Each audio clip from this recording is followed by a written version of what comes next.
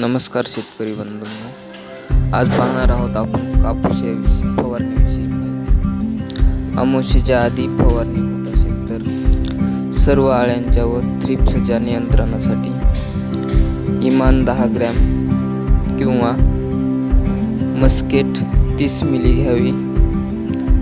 इतर सर्वच रसशोषक किडींच्या नियंत्रणासाठी ओढाची एक्स्ट्रा 30 मिली, पात्यांची संख्या वाढवण्यासाठी व गळ कमी करण्यासाठी झेप 10 मिली व बुरशीनाशकामध्ये प्रोपिको 15 मिली घ्यावे. कापसाची वाढ कमी असल्यास त्याला आळवणीसाठी 19 300 ग्रॅम प्रतिपंप घेऊन आळवणी करावी व त्यासोबत रायझर 150 मिली प्रतिपंप घेऊ शकता. वाढ जास्त असलेल्या कापसाला 75 दिवसाला लिव्होसिन 3 मिली प्रतिपंप घेऊ शकता.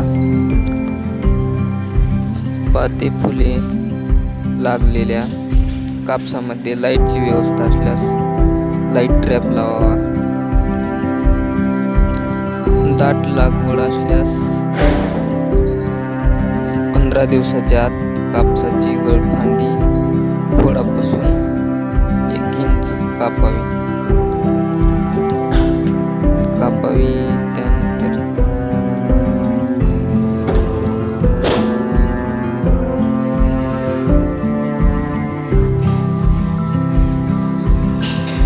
चांगली वाढ झाली असेल तर 1 इंच शेंडा खोडावा.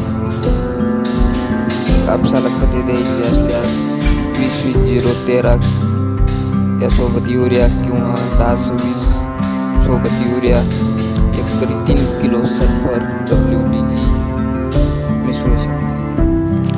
शेवटची पाळी डवरणी असल्यास दोरी बांधून थोडीशी मातीची भर द्यावी. पातेगळ टाळण्यासाठी प्लॅनोफिक्स 5 मिली प्रतिपंप फवारणीमध्ये